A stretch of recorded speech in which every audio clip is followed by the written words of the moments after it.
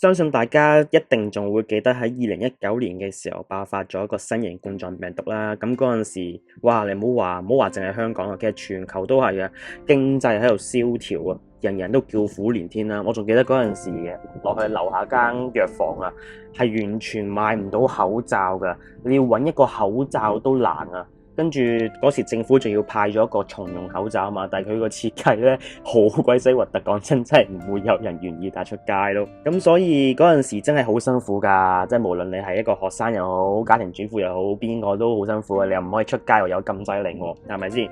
跟住又要禁堂食喎，大家都經歷過㗎。可能有啲人俾人裁咗員啦，有啲人就被逼放無薪假啦，日日喺屋企度冇嘢做啦。teenagers 就特別多嘅情況就可能會有困喺屋企，咁就跟住同屋企人多咗啲嘅家庭糾紛咁樣。呢一場疫情確實嘅，就令到我哋好多人都經歷咗我啱啱所講嗰啲嘅失意啊。咁但係好得意嘅喎，你從呢一場疫情你見到一樣嘢就係，有啲人呢受到挫敗會一蹶不振，但係有啲人係可以喺逆境之中自強，闖過一關又一關嘅喎。咁即係我唔知你有冇留意你身邊嘅人啦。嗰一排你可能係處於一個比較低谷嘅時期，但係有啲人係可以逆市中逆襲嘅喎。就講個好簡單嘅一個 trend 啦，兩餸飯係嘛，開到成街都係喎。嗰排係嘛，當全部餐飲業都係經濟唔好嘅時候，係咁執笠嘅時候，結業潮啦。咁但係得兩餸飯喺嗰陣時係可以屹立不倒嘅喎。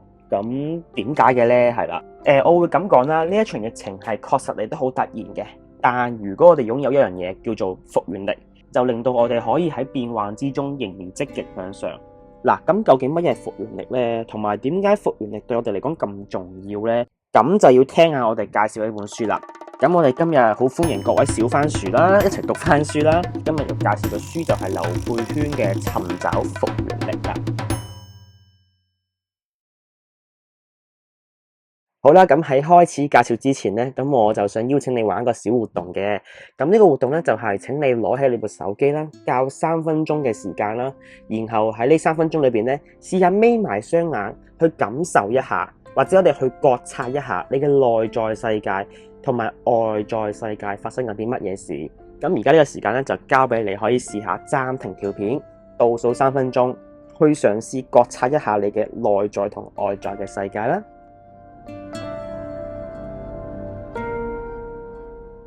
好啦，咁我假設大家已經體驗完呢個小活動啦，咁我想問嘅問題就係，喺呢3分鐘裏邊，你觀察到啲乜嘢呢？嗱，其實呢個活動呢，就係作者喺本書度咧寫出嚟，叫讀者咧試下玩嘅活動嚟嘅。咁劉佩軒咧就好想透過呢個活動咧，令到我哋都發現咧，只係短短嘅3分鐘時間之內咧，所有事物都係會不斷改變緊嘅。包括啲咩啊？包括你聽到嘅聲音啦，你聞到嘅氣味啦，你身體嘅感受啦，你冒出嘅情緒啦，由呢一秒咧到下一秒咧，都係不斷改變緊嘅。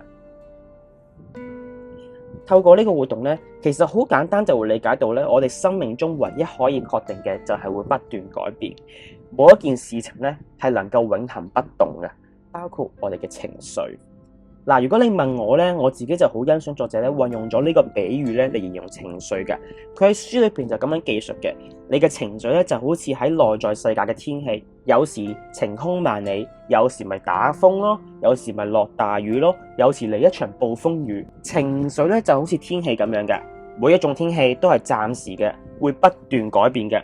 等同於現實世界都唔會365日都打風嘅，而情緒都係一樣，係暫時嘅，亦都係會不斷改變嘅。咁所以咧，復原力咧喺呢個情況底下咧就好重要啦。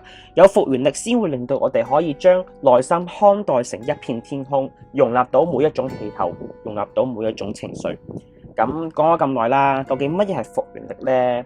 嗱，根據書本上面所講啦 ，by definition 啊，佢就話復原力咧就係處理生理傷口的能力，在傷口愈合後站起來，再一次重新開始，就是復原力啦。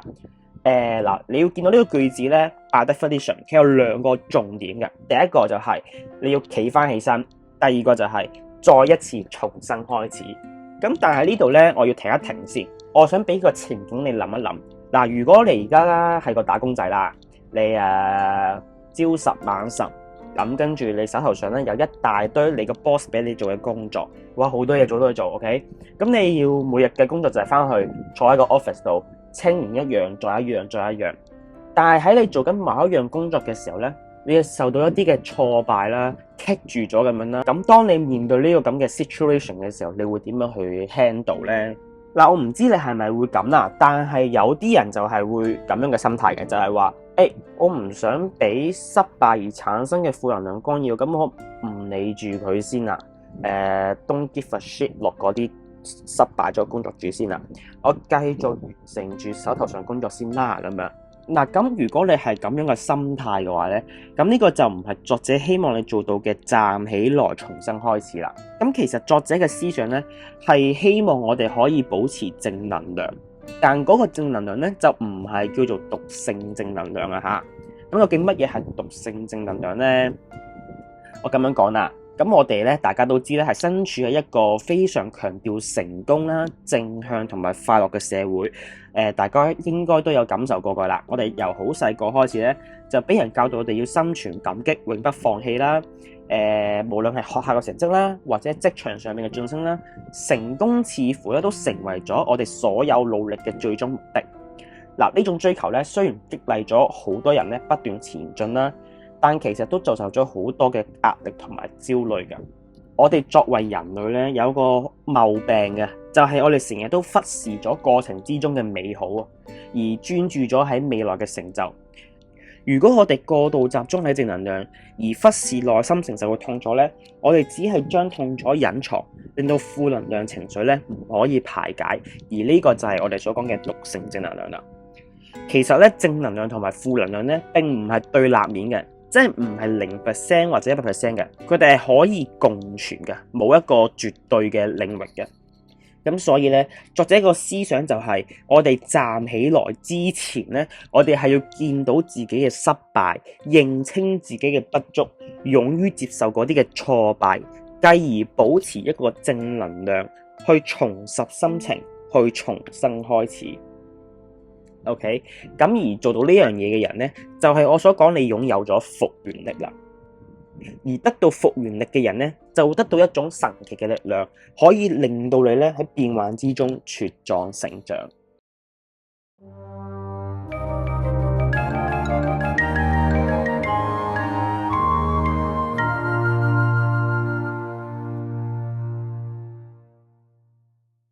好啦，咁我哋知道乜嘢叫復原力啦，咁但係喺你嘅心裏邊咧，可能會有以下呢個問題嘅：我點樣先可以攞到復原力呢？嗱，書裏邊咧列出咗6項技能嘅，咁如果你有復原力嘅話咧，你就會擁有以下6項技能噶啦。咁啊，睇下你符唔符合啦。第一，叫做自我覺察，意思就係咧能夠去覺察到自己嘅情緒啦、諗法啦同埋反應嘅能力。第二，自我調節。你知道點樣去調節自己嘅情緒、想法同壓力。第三，心智敏捷，你可以用唔同嘅角度去看待挫折，跳出僵化制式嘅思考。第四，樂觀，你相信未來會變得更加好，同時識得看待壓力。第五，自我效能，你對自己有信心，知道自己嘅優點，並善於喺遇到挑戰同挫敗嘅時候發展長處。最後第6係連結 connection， 你擁有一個良好嘅人際關係，能夠俾你依靠同支持。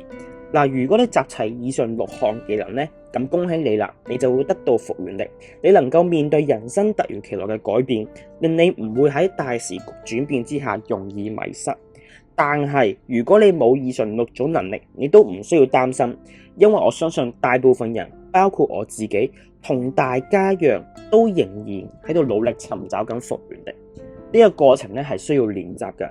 咁接落嚟，我就會教大家點樣尋找復原力。呢個都係書裏邊提到嘅部分嚟噶。其實復原力就喺我哋嘅情緒同身體裏邊等待我哋發掘。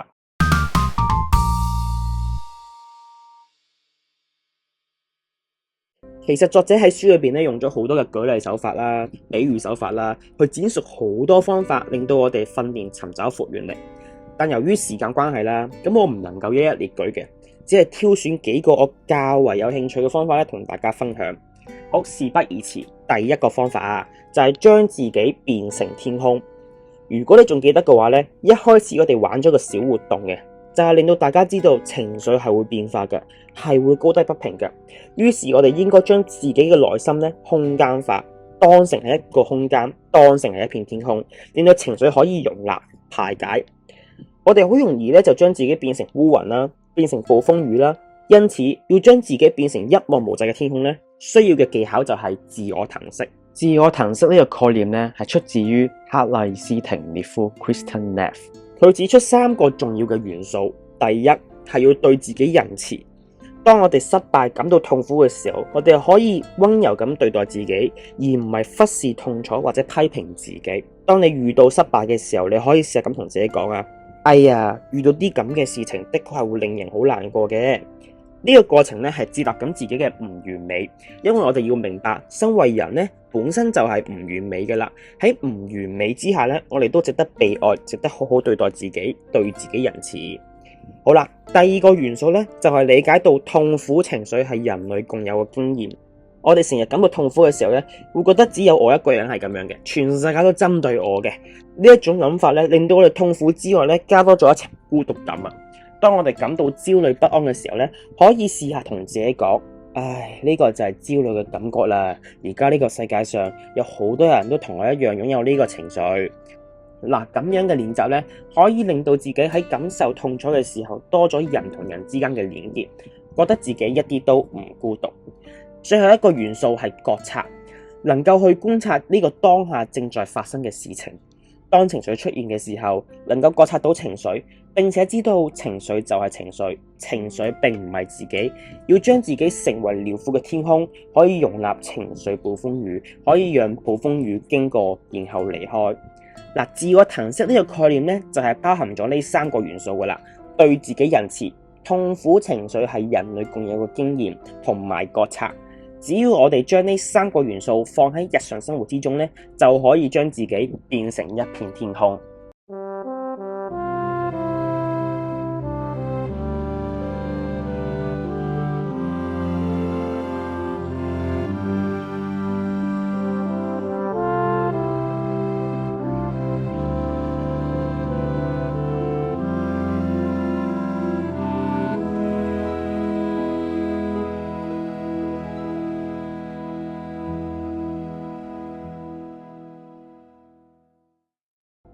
自我騰釋令到我哋內心世界唔再集中喺情緒，而係着重於空間，令到我哋建立復原力。咁除咗內心世界之外，我哋仲可唔可以運用身體嘅其他部分去尋找復原力呢？第二個方法去尋找復原力咧，係比較傾向科學少少嘅，就係同身體對話啦。喺我哋嘅身體裏邊擁有住一個叫做自主神經嘅系統，佢係調節我哋內臟運作嘅重要系統。當然啦，呢個系統非常複雜，我哋只係知道簡單嘅概念就可以啦。心理學家史蒂芬·波格斯博士 （Stephen Porges） 創作咗一個多元迷走神經理論。呢個理論簡單啲講，可以用梯子嘅概念係去做比喻嘅。嗱，假設我哋而家有個樓梯啦，咁呢個樓梯咧又分為3層嘅。最高嗰層叫做社會連結層，中間嗰層叫做戰鬥或逃跑狀態層，最低嗰層叫做關閉或凍結層。當我哋感到安全嘅時候，會留喺神經系統梯子嘅最上層，即係社會連結呢一層。喺呢層裏邊，你會覺得好平穩，可以思考，可以同人連結。但當你感到威脅嘅時候，你就會移到去梯子嘅中間嗰層，喺嗰一層，你嘅神經系統會進入到戰鬥或逃跑狀態，身體開始釋放壓力荷爾蒙，令到你嘅心跳加速、肌肉繃緊，準備好面對危險。當威脅劇烈或者你覺得被困住無法反擊或逃跑嘅時候，就會去到梯子嘅最底嗰層。呢個時候，你嘅神經系統進入咗關閉或凍結嘅狀態，你會覺得全身無力。但究竟係啲乜嘢去幫我哋偵測周圍係咪安全嘅呢？嗱，嗰樣嘢咧就係我哋嘅神經覺啦。神經覺咧係我哋嘅潛意識嚟嘅，佢唔係經你大腦仔細思考之後判斷而出嘅。嗱，或者我舉個例子啦，你可能試過咁樣嘅經驗嘅。當你喺條街度行緊嘅時候咧，你突然之間見到對面有個男人，向住你迎面而來。其實你哋素未謀面㗎，但係唔知點解你覺得呢個男人咧好有威脅感啊，覺得佢咧好唔安全，可能唔知對你做啲咩不法之徒。嗱，咁樣咧，其實就係因為你嘅神經覺咧喺呢個男人嘅身上偵測到威脅嘅信號，令到你咧進入到梯子嘅中間層，戰鬥或逃跑狀態層。嗱，咁喺書裏邊咧就介紹咗一個咁樣嘅神經系統啦，令到你知道，原來有陣時感受到一啲好驚、好威脅或者好焦慮不安嘅時候咧，可能係個神經覺開始偵測到一啲嘅東西啦，可能釋放緊啲壓力荷爾蒙，就係咁啦。當我哋知道呢個神經系統之後，我哋可以點樣令到自己善用系統尋找復原力呢？我哋可以試下做以下呢個訓練㗎，可以試下喺一日當中咧偶爾暫停落嚟，去覺察一下，睇下自己而家位於梯子嘅邊一層。嗱，點解要咁做呢？認清每一層嘅目的咧，係要令到我哋知道神經系統唔係敵人，而係我哋非常好嘅朋友，因為佢幫助我哋存活面對危險。每一日，你嘅神經系統都跟住你一齊面對各種情景同埋挑戰，而你必須要覺察到自己正係處於梯子嘅邊一層。當你做唔到覺察嘅時候，你就會陷入去狀態，被狀態掌控住。覺察就可以令到你見到自己嘅狀態，令到你變成觀察者，同自己嘅狀態共處。陷入狀態嘅時候，你係冇掌控權嘅，但成為觀察者嘅你就可以開始做改變啦。當我哋嘅外在世界充滿住焦慮同混亂嘅時候，我哋更需要經常暫停落嚟，去觀察一下自己正在神經系統梯子嘅邊一層。咁所以大家要記住，當我哋嘅外在世界越快速越混亂嘅時候，我哋更需要令到自己慢落嚟，慢慢呼吸，慢慢說話，慢慢做回應，每日俾自己多啲嘅暫停時間，去調節自己嘅神經系統同身體對話。咁做嘅原因，記住係因為復原力就係嚟自你嘅身體，嚟自你嘅呼吸同埋律動。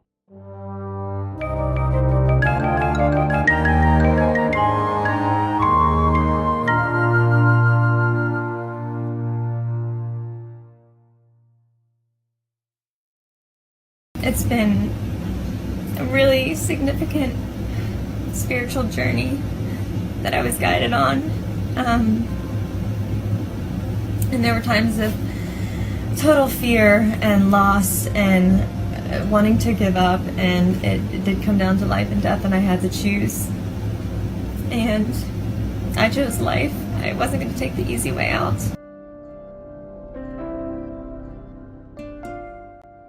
好啦，咁跟住就會講下書裏邊記述尋找復原力嘅第三個方法，就係練習同自己相處。喺介紹呢個方法之前，容許我分享一單真人真事嘅個案俾大家聽下。咁有一個叫做阿文達艾洛嘅女士啦，咁佢就係35歲嘅，咁嗰時係做緊瑜伽老師嘅。咁2019年5月嘅時候呢，佢就好想一個人去散散心，咁就諗住行下山去做健行嘅。咁嗰一日呢，佢心諗呢，即係求其周圍行下散下心啫，咁應該都唔會話好辛苦嘅，咁就都算係一個簡單嘅旅程。咁所以咧，佢乜都冇帶啊，佢就 hand free 咁樣咧就行上個山度啦。咁佢又將手機啊、水壺啊、所有嘢就放喺架車度，然後自己一個咧乜都冇帶嘅情況下，兩手空空就行上個山上邊啦。但係咧，意外咧就發生咗啦。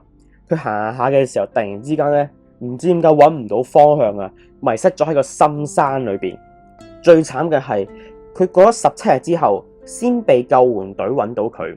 之後佢喺一場記者會上面咧分享佢自己經歷啦。咁佢就講到啦，我見到救難直升機嘅時候咧，我嘴裏邊咧仲咬住緊個植物啊。呢一棵植物本身就係我計劃緊嘅晚餐嚟噶啦。嗱，你可能心諗，究竟呢17日裏邊佢係點樣喺森林裏邊生存嘅呢？咁佢嘅分享會度就咁講嘅。呢17日我冇手機，亦都冇指南針，我唯一有嘅嘢就得翻我自己嘅內心。例如話我嘅直覺，佢叫我向左走，我就向左走；佢叫我向右走，我就向右走。我不斷問自己，要唔要食呢一棵植物呢？要唔要飲呢度嘅水呢？一開始嘅幾日，我內心係充滿住受害者嘅心態嘅，尤其見到好幾次救難直升機喺我頭殼頂飛過，但係冇留意到我。呢17日裏邊，我不斷都好想放棄，但後來我接納咗自己呢個咁嘅處境之後，我選擇咗要生存落嚟。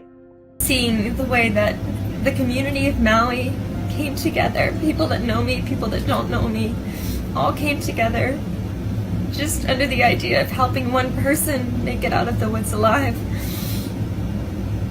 It just warms my heart, and just seeing the power of prayer and the power of love when everybody combines their efforts is incredible.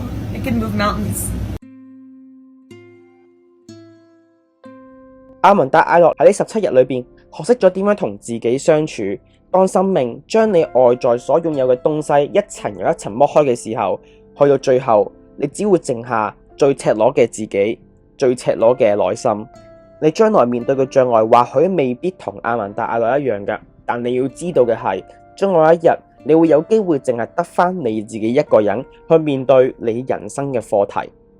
我哋要學習嘅係學阿文達艾洛傾聽內心嘅指引，接納自己，選擇活下。試幻想一下，如果冇多餘嘅事物令到你分心，得返嘅只係最赤裸又真實嘅自己，你同佢一齊嘅時候係會有咩感覺啊？面對孤獨嘅時候，你可以選擇逃避，但你亦都可以好似阿文達艾洛咁樣選擇靠近。正如佢喺深山同自己相處咗17日一樣，當自己身邊所有事物都消失嘅時候，我哋唯一剩下嘅就係自己嘅內心。你嘅內心係有一個非常遼闊嘅世界等住你去探索同認識。你嘅每一種情緒，例如悲傷、喜悅、痛苦、失望、心碎、憤怒，都係邀請你進入內心世界嘅邀請函。但要接受呢啲邀請函，首先嘅係要令到自己慢落嚟、停落嚟，花啲時間同自己起埋一齊。The incredible story of the hiker in Hawaii who was discovered alive after she was missing deep in the forest for more than 2 weeks. Now the woman is giving details on how she survived and willed herself to live. Overnight, Amanda Eller was released from the hospital. She's now safe with her family. After 17 days in the forest, here's the moment Amanda Eller was rescued. Right there, being hoisted up, barefoot and skinny, but alive.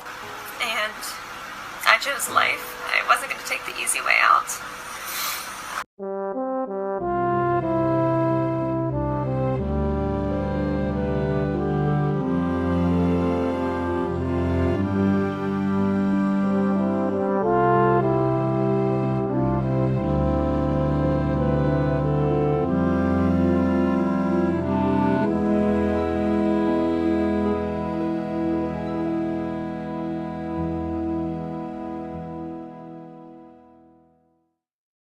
好啦，咁我哋而家知道咗咧，復原力就一直喺我哋嘅身體裏邊啦，並且係要得到復原力嘅話咧，我哋係要勇於接受自己，同自己相處。但係老實咁講啦，作為一個情緒化嘅人，情緒話嚟就嚟，咁我哋應該點樣 handle 咧？咁第4個尋找復原力嘅方法咧，就係將情緒人性化啦。講個譬如先，可能有一部分嘅你咧，係會覺得自己永遠做得唔夠好，而帶住好多慚愧嘅。你可以試下將呢部分嘅你想象成為一個小孩子，然後你就係呢位慚愧情緒嘅家長。一開始你可能因為呢個孩子有好多嘅行為問題，你唔夠膽帶佢出街，驚佢喺街外嘅失控行為令到你好丟臉，所以你每日都將佢韞喺屋企。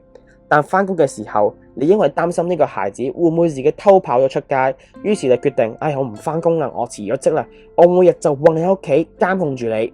每次當呢個孩子靠近你嘅時候，你總係對佢大呼大喝，要佢離開。有一日你頂受唔住啦，你決定咗要將佢韞喺間房度鎖住佢，而間房係4面牆壁，冇任何窗，漆黑一片嘅。從此呢一位小孩子都冇辦法離開間房，就好似坐監一樣。咁當然啦，呢個比喻係有啲極端嘅，但呢個就係正正我哋好多人同情緒之間嘅關係。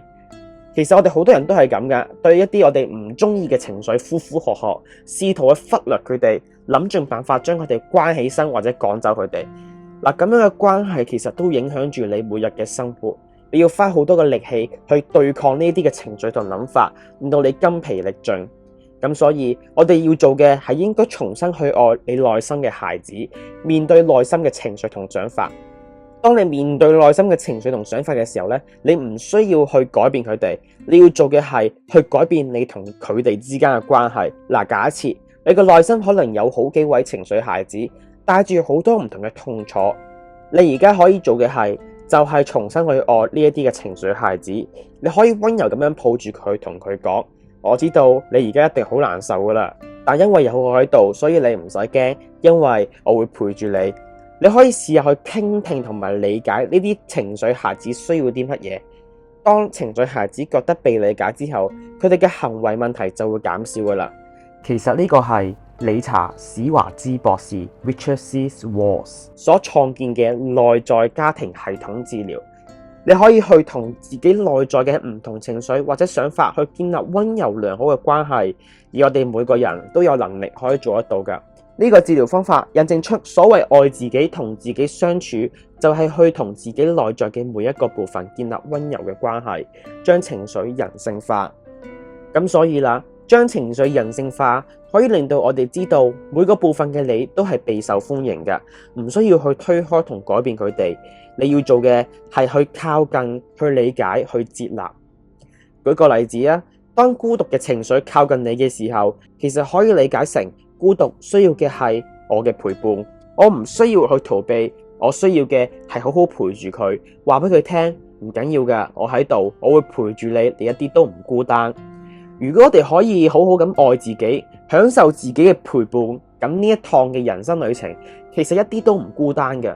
而愛自己、中意自己、能夠同自己獨處，就係能夠接納你內在嘅每一個部分，包括嗰啲黑暗嘅、赤裸嘅、痛苦嘅，你一直唔敢面對嘅部分。能夠同自己相處，並唔係去改變嗰啲你討厭嘅部分，而係去改變你同嗰啲部分之間嘅關係。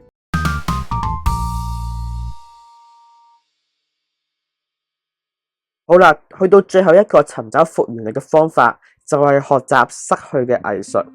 當呢個世界充滿住失去同哀悼嘅時候，我哋可以讓自己休息，做讓自己感到快樂嘅事情。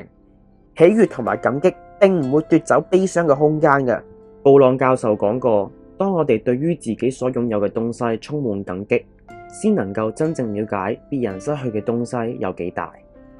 我哋點樣看待死亡，就說明咗我哋點樣看待生命。恐懼並唔會阻擋死亡嘅來臨，但恐懼會阻擋你真實咁活着。愛同埋失去係一體嘅。如果我哋因為害怕而唔夠膽面對哀悼，咁我哋係選擇咗一個冇愛嘅人生。咁所以喺人生嘅道路上，我哋可以繼續學習失去嘅藝術，令到自己同別人嘅哀傷都能夠被見證、被聽見。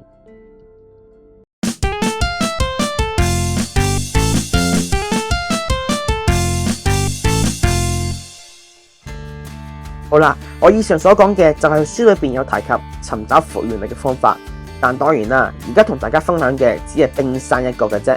更多精彩嘅內容呢，就等待大家喺書裏邊自己發掘啦。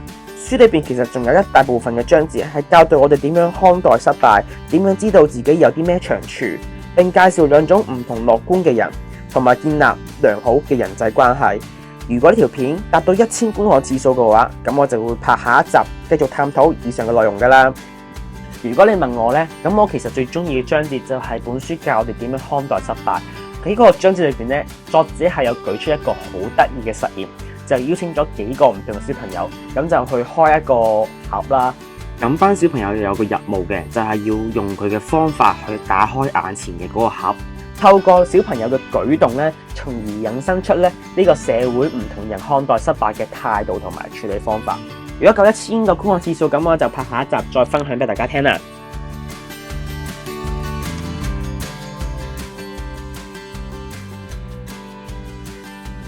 自問我係一個抗壓能力比較弱嘅人嚟㗎，曾經有怪責過自己，點解同自己同輩嘅人成就高過自己咁多，但自己總係停滯不前。呢一種諗法咧，都曾經令到我出現情緒崩潰嘅情況添㗎。但好好彩啦，喺我人生求學階段嘅時候就遇到呢本書啦，教導我點樣尋找復原力。正如片頭所講啦，2019年新型冠狀病毒對大家嚟講都係始料不及嘅障礙，但只要我哋擁有復原力，就可以逆境之中自強。因為我哋唔會害怕遇到挫敗，反而係會勇敢地接受每一個挫敗，應對每一個難關。